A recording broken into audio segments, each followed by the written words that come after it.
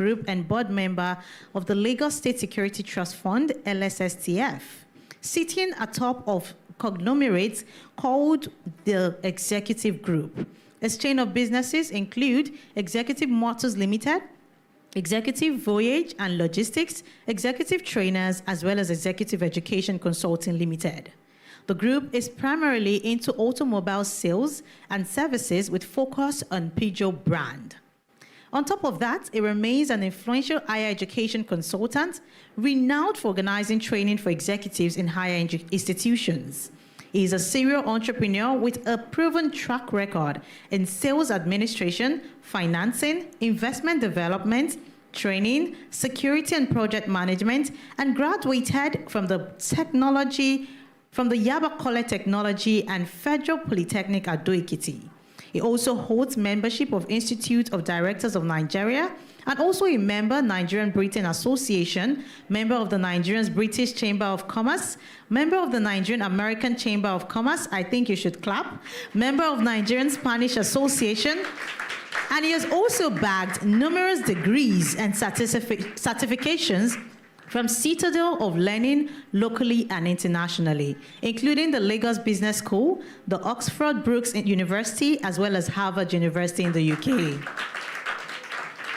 In 2021, our distinguished speaker was also appointed as a member of the Board of Trustees of Caleb University in Mota, Lagos.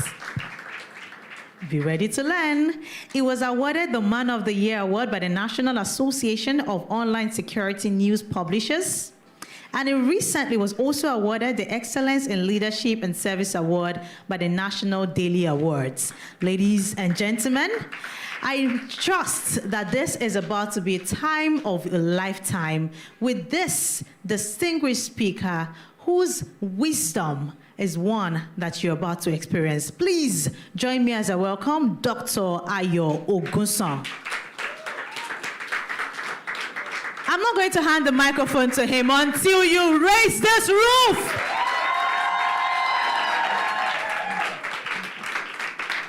Please, let's be seated.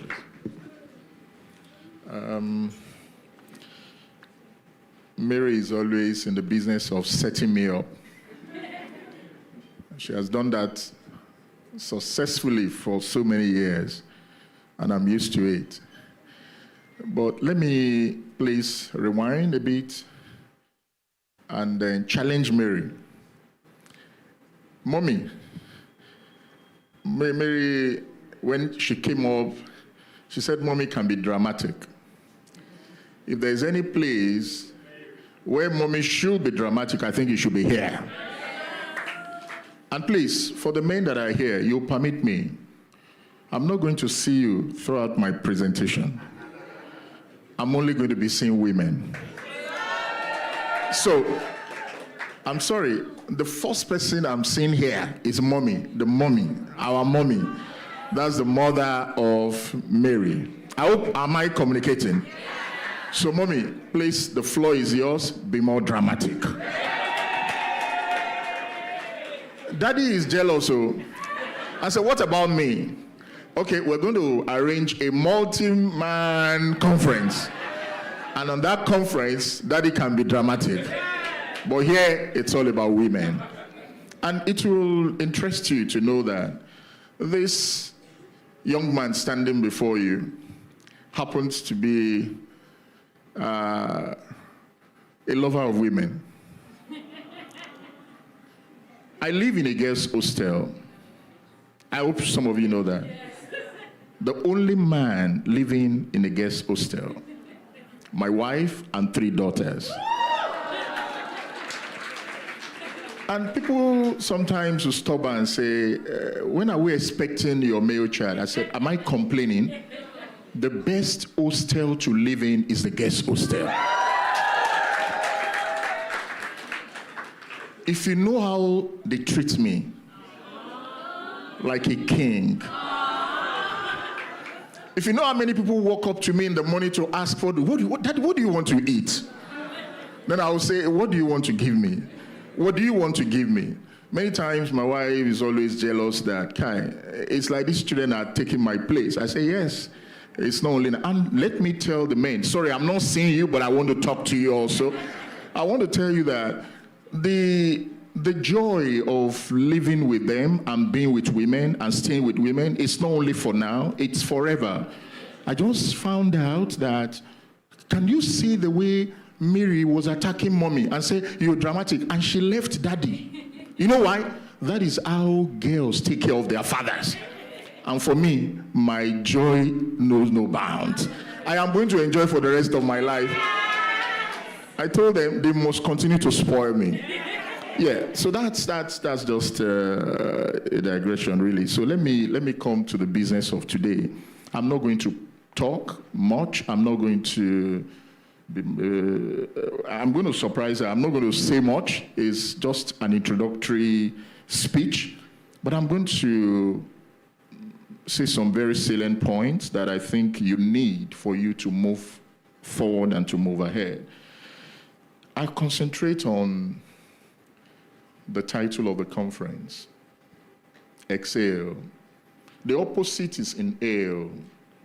And since she sent this program to me, I have to bury my head in a very intensive research. I have to look into it critically. What is this thing all about? And then I came up with these few words for you, that to breathe, you look at it and it's very simple.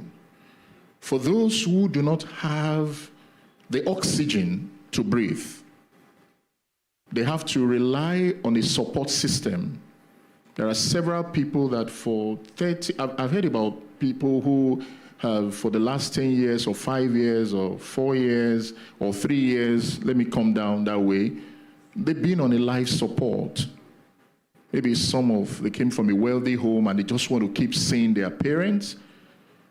And the very day they remove that support, that individual will drop dead. But I've seen people who have been on life support. To breathe in, to breathe out requires a lot of energy. It's simple, but for those who are deficient in it or who have problems in it, they know how difficult it can be. And so I'm able to establish a marriage between what is inside of you and what is outside. I'm able to establish that. There are treasures that are hidden in these vessels I'm looking at. Hidden treasures.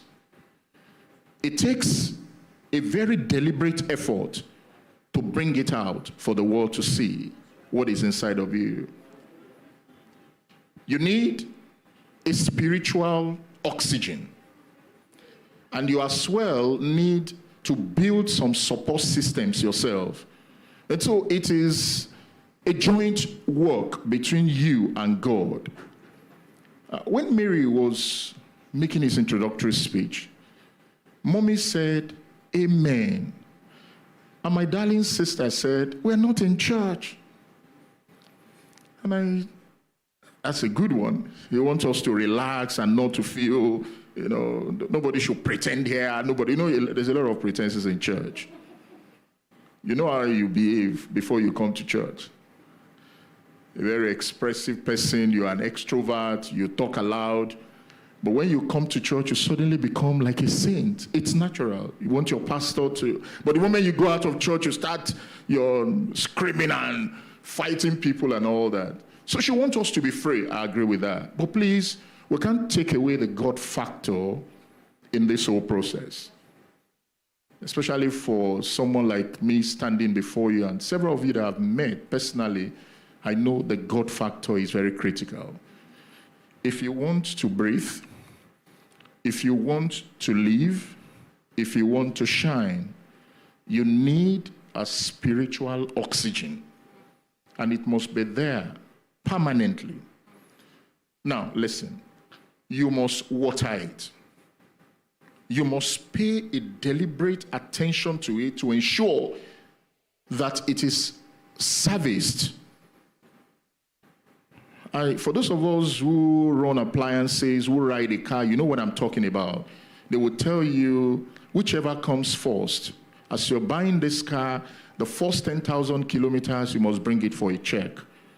If it is not the first 10,000 kilometers, then they might have to, say it in months and say the first 2 months you must bring it for a check. Spiritual oxygen, it's provided by God. But God always wants you to tend it, to come around it and nourish it. And even though He is the source, He still wants you to tend it. He still wants you to pay attention to it. When you keep your spiritual oxygen intact, an agreement between you and the Creator who runs that engine, then you must now be determined to allow a flow. You're a channel. Women, they are great channels. Go back to the process of birth. For us, as people seated here, you know when you were about to be born. You don't know it, but I'm sure mommy would tell Mary the day she was born. I happened to be in that room with the doctor and my wife when my first daughter was born, and she was handed over to me in blood. I was the first person to carry her. And I prophesied, I prayed for her, and I told her what God should do for this lady. And before the umbilical cord or whatever is done, it was a very great experience for me as an individual. And that gave me also that mindset and nature to have, I care and pamper women. I like to pamper them because of some of the things that I channel.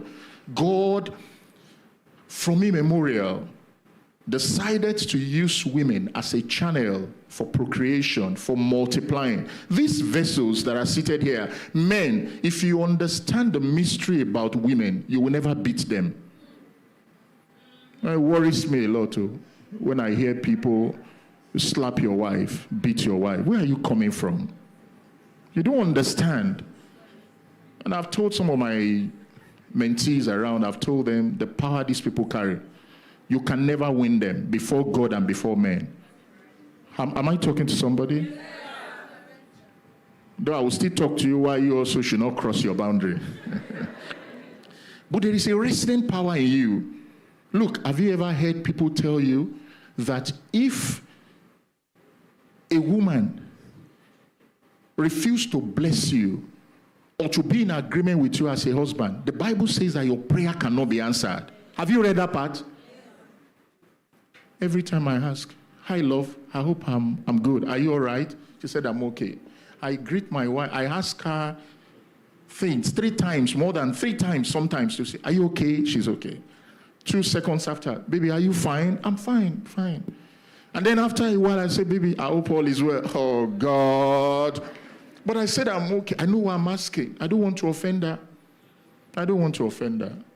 It's a deliberate effort. That shows you the power that these vessels carry. Nurture the spiritual oxygen inside of you. Then create that channel which you are. Allow that channel to always be on so that you can emit, you can release those earthen vessels, beautiful things inside of you. You can emit it to the world because people need to be blessed through you. Mary will still pardon me because I will make once in a while a recourse to the scriptures. Genesis chapter 12 verse 2. I read that also about exhaling, and I looked at it critically. God was saying, I will bless you. I will make you a great nation. That's the oxygen inside of you that God is proclaiming. This is what I'm going to build inside of you. But I will stop there. I will stop there. You will take it up. He now said, you also, you will be a blessing. Look, if you don't rise, you can shine. If you stay seated, you will remain there. There are scholars that we have never heard about. And people tell us they are brilliant scholars, but they are staying there. They're staying there. They're sitting there. They're not moving. There must be a drive. You must be able to convert that oxygen of God, that spiritual oxygen. You must be able to convert it into something. I don't know what you're going to convert it into, that the world can feed on and be blessed. You can't stay idle. You can't stay latent. And you expect you will shine. In fact, the way things are going, If you are not up and doing, you will not leave. If you are not up and doing, you will not leave. I was also looking through the word excel, and I saw some synonyms, some words that are very close to that word excel. I came across the word emanate. I came across the word give forth. Powerful words. And I took my time to look at these words. Emanate. And that brings me to another word, source. What is your source? Where do you get your energy from? You're welcome, sir.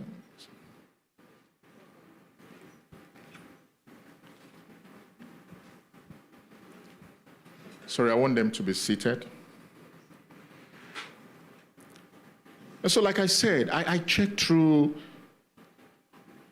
just to find out what are other words that I can possibly find that denotes that meaning, the word excel. And I came across words like emanate. I came across words like give forth, emanate. I came across the word source. It's very key. These are words that I wanted to go back home and look at critically. And during the course of this conference today, more speakers will come up with some other words to give you. You have to hold on to them. But most importantly, like I said, don't keep anything in your hand idle and latent. Let there be an energy in you that will translate those things into reality. The world is tired of people who talk and speak. Several conferences are always arranged. People talk. They're great talkers, motivational speakers, but nothing to show. Nothing to show. When I was growing up, I told God, I said, God, especially when I got to meet him, and then before I even met him, I said to him, I want to make a mark. I want to be a blessing. And whatever it takes, I will pursue it. I'm a very restless person, always want to get something done. So when you do the talking, I will extract all the things you have said, I will put them into action. I was listening at a time to a very close friend, very, very close friend of the guy that, let me ask you a question, let me see whether some people are connected here. The inventor of the iPhones, do you know them? Who said Steve Jobs? A very close friend of Steve Jobs was in Nigeria about 5-6 years ago. We held a conference, captains of industry, government experts, and the rest of that. We all gathered at Oriental Hotel or Eco Hotel, I remember. And the brain behind Steve Jobs' success was there. He happens to be an engineer. And he said to us, all the things done, the mysteries around iPhones and all this technology you see nowadays, he said he's the one. He does the designs, he conceptualizes those ideas, he brings them into reality. But you know what Steve Jobs does? And Steve Jobs is the most sought after, the most popular. What he only does is to market those things. Can you see the power of marketing and the power and the funny story about people who are hidden? Get up, move. If you have the grace to invent, don't stop there. Don't transfer your ideas to anyone. Move yourself and get the world to see what you are doing and be a blessing. They are deep words, I'm telling you here. I'm not saying you should not give other people jobs to do, because you do your own part, you transfer to others. But if you want to shine, if you want to live, you must see it from the beginning to the end. Don't stop it halfway. There's no point stopping it halfway. You've got to be determined. You've got to be up and doing and allow these things to come to fruition. Now, I've told you about the word emanate. I've told you about the word give forth. Emanate, when I check through the dictionary, emanate aids to express a quality of feeling through your look and behavior. So I saw the place of character in all we do. Excellent to have good results in school. And a lot of ladies are coming up with first class and very brilliant results. And I give it to the women. Just recently, LASU had a woman, a young lady, that had 5.0, am I right? My governor gave him 10 million naira. A state in Edo State, they invited her again, and the deputy governor gave her a seat for a period as the deputy governor of the state.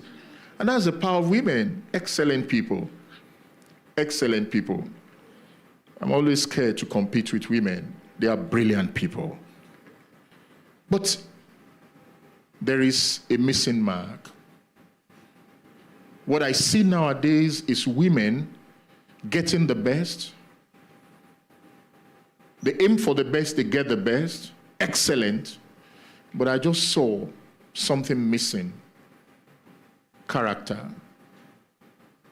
And there should be a marriage of both in all we do. I told my daughters, I don't want you to have a feeling that my dad just wants me to have a first class. I told them, if I come to your graduation ceremony, I will be happy if they call me and say, the father of a first class lady. I'll be glad.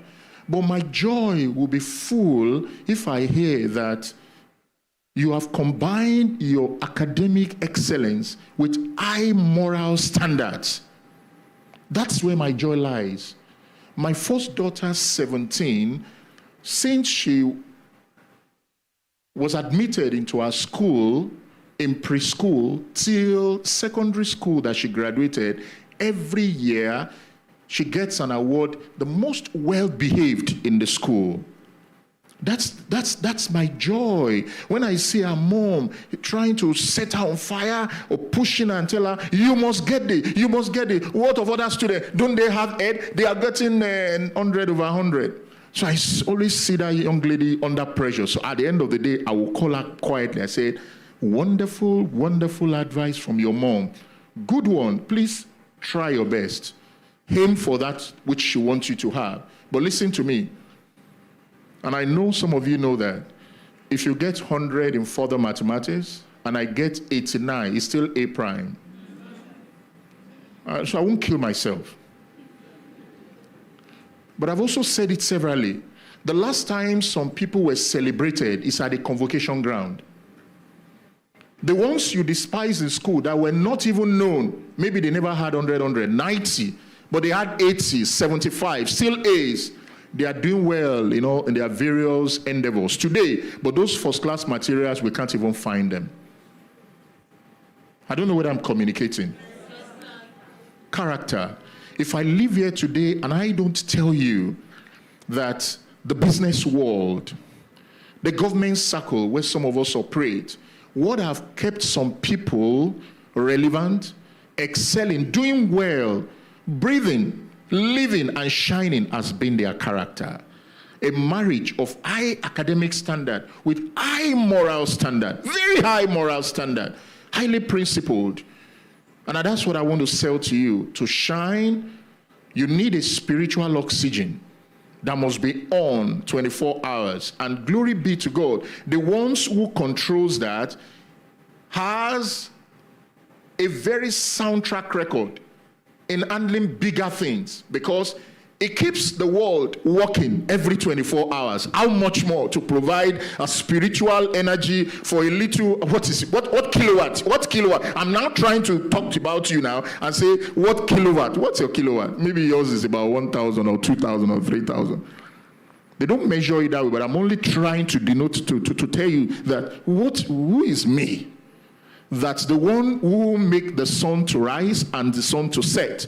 For more than thousands and millions of years ago, now in partnership with you, providing an oxygen inside of you to keep your life moving, he would do exceedingly abundantly more than what you think. So leave him there, engage him, collaborate with him. Your own task is how to convert that energy into what the world can catch and as well live on. Because most times people don't get to see him.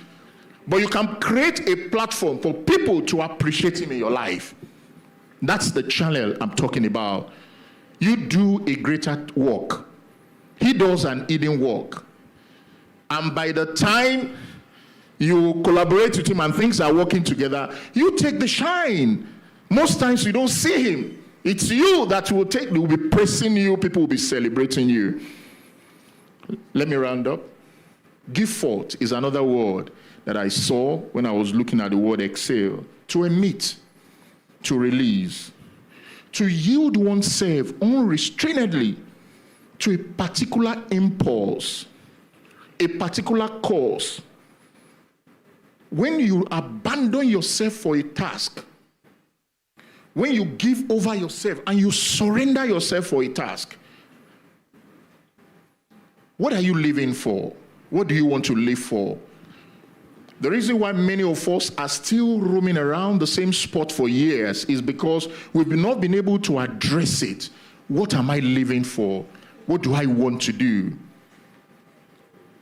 And so I challenge you, women, if you don't get these things sorted out now, for those who are married, for those who have children, for those who are getting older now, when they look back, and that's what some of them will be telling you today, experienced ones, elderly ones who are here to talk to us, they wish they can change the time because of some of these things they have missed in their own time, and they don't want you to be lost, to miss those things. So women, I charge you, you still have so many things. Your career, how committed are you to your career path? Your marriage, it's also important as you grow up. But please, the world that we live in now, you mustn't play with your career as a woman. Next time when I come for this event, I'm going to maybe I will sponsor one event and Mary will anchor it. And then I will say, I'm so happy because my big brother is clapping. You know what? What I'm about to say will not favor men. There are some things I love to tell women that I don't want to see these people. I don't want to see my people. I don't want to see them. There's so private things I would have loved to say to women. And those are the things I tell my daughters. So permit me, all my mentees and friends who are here, they know me. I'm very raw. I don't like people who pretend and speak too much English without, something you can lay on. I like to tell people what is happening, what is real. 27 years ago, when I met a beautiful young lady and I loved her and I wanted to marry her, and I dated her for 10 years, afar off. Because I was raised in an environment, spiritual environment, where you are not expected to do anything closely. So you have to do it afar off. I hope some of us are getting what I'm saying. So I have to be careful. 10 years I was observing this beautiful damsel. And I was doing my best to inculcate in her some of the beautiful things I wanted her to do. But now, things are changing. Even lifestyle, everything has changed. And so counsels for those days, for those times, they are no more useful for the time that we live in now. That time, when I was in courtship with her, I would tell her, you are not going to work, I will take care of you, me. And I know what I'm saying. That counsel I can't give to some now. Time have changed. So I'm going to tell you in reality. But for my person, it is an abomination in my own dictionary for a woman I love to work. I want to pamper her 24 hours. That's my understanding of a woman, because the generation that I came from is a generation where mothers are queens. I met my mom to be a queen. Who are you? You touch my mom, you are in trouble. You have problem with my father. You know, she wants to think about her. She wants to, but the world has changed. So the council, so my wife, dad was a bit reluctant and said, I want my daughter to have a master's and a postgraduate study, PhD programs and all that before you marry. I said, Daddy, you will kill somebody. I have waited for 10 years. Allow me to get hold of this damsel now. But I said, I promise you, when she comes to my palace where she will be a queen, absolute queen, she will have her master's and the postgraduate studies will be very easy. And the dad looked at me, are you promised? I said, sir, promise? That's an understatement. Do you know what it means for me to have your approval to have this woman? I will overpromise and I will deliver. And I'm not saying this to impress anyone. I'm always deliberate about what I do. I don't mind to be in pains. I will achieve my goal. Somebody was describing the new president of Nigeria as a brave fighter. And I said to myself, I said to somebody sitting beside me, I said, this is a caption, this is a word for me. I'm a brave fighter, especially fighting with things within to ensure that what I want to achieve is achieved. A friend of mine who also happened to be my mentee told me recently, he said, he was telling Mr. President, during the electioneering campaign we were all part of, and then while we were there in Abuja, he was saying, sir, if you don't create a seat for the youth on the table, we will bring our seat and come and sit with you on the table. These are words from people who know what they are doing.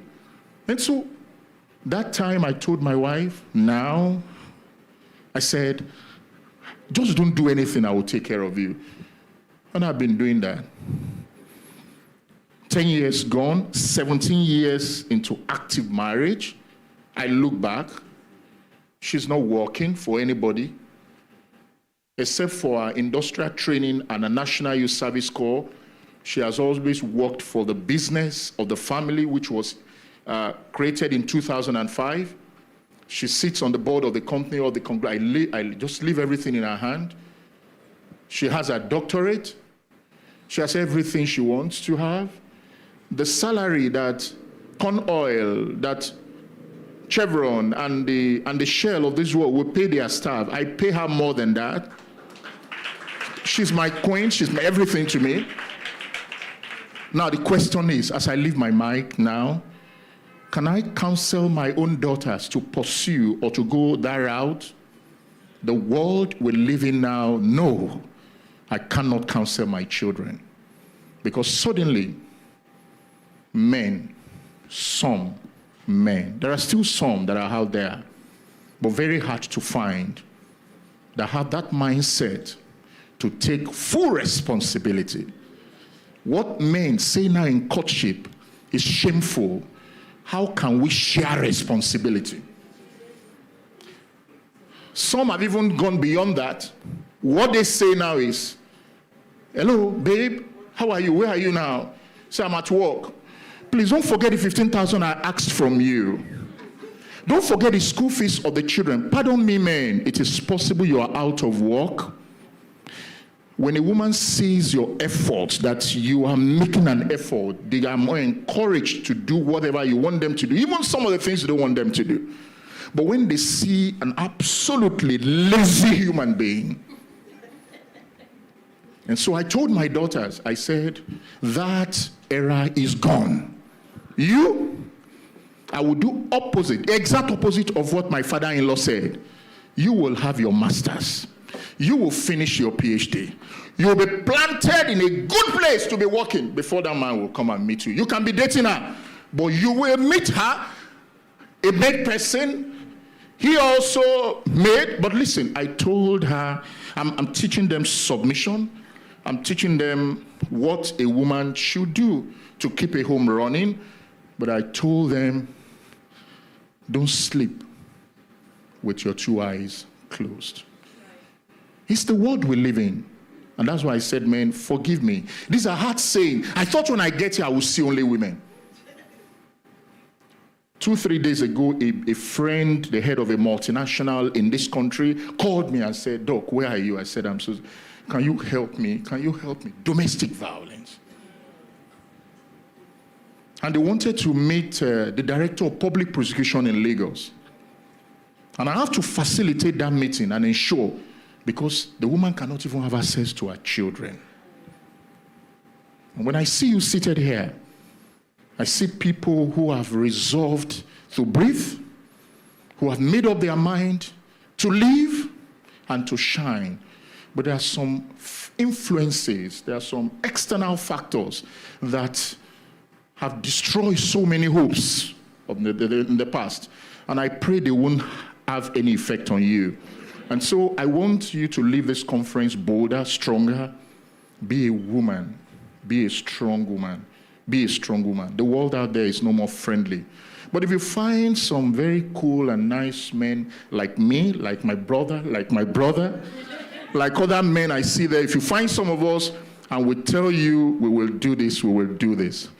But unfortunately, that check I gave to my wife that she took to the bank and cashed her money and did everything. That promise I gave her, is difficult now to give people such promises. Even if you give a woman, they may not take it. They will tell you, go and cash it, go and bring it for me. Because if they get there, the check might be bounced. You even be surprised when you get there. They will detain you and tell you that the person who issued this check for you is already wanted, is declared wanted. There are many criminals all around. And do you know where most of them are found now? And that's why I come back as I close to buttress what Mary said. Be careful when you go to church. That is where criminals are. They found solace in God's assemblies. I've seen people I counsel. A lady walked up to me, a banker, and said, Ayo, look at me, a senior manager in a bank, and I know you are a Christian. I envy you. He said, me, 16 years ago, a member of a choir in my church, and I saw a choir master, gifted, highly talented. I never prayed. When he proposed to me, I didn't even go back to God and say, God, is this the right man? I accepted because the man is full of gifts and talents. Today,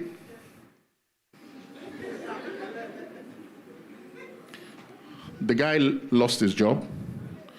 The woman took from her hard-earned resources during her annual leave, took the husband and the daughter they have abroad for 30 days summer break. The man left the wife and the daughter and ran away. The woman went to the police, to the hotel, everywhere. Where is my husband? They called his line, switched off. The woman returned back home, dejected. She couldn't complete her stay in the US. 2.5 years after, a friend told her, come and see something I saw online. Is this not your husband? He has married someone abroad. The lady said, you should have not even used my resources to do that. You will have run away from Nigeria. You don't want to believe what we say out there. Women, you must be strong. Listen, you remember that experience? The man, the police put the leg on and they said, I want to breathe, I want to, everywhere. You saw it, please. Even if you are being pushed, breathe. Be stubborn within, be resolute. Don't mind any kind of molestation. You are a great being. God will help you. Be resolute. Breathe. Live, you must live. And listen, anything that will hamper your living, run away from it. I say things that are very, very hard to say, and I must say this. I told my daughters, if you lay your filthy hand on my daughter, you will understand what marriage is all about. Because I will redefine marriage that you read in the Bible. Why will you stay with a man that beats you? Why do you even want to see a pastor to counsel you about it? walk away and leave. That is the gospel according to Saint Ayo. Because if you don't walk away, you will die. When you die, 6 feet down, it's over. Be strong, leave the rest to God. You will shine. God bless our deliberations today.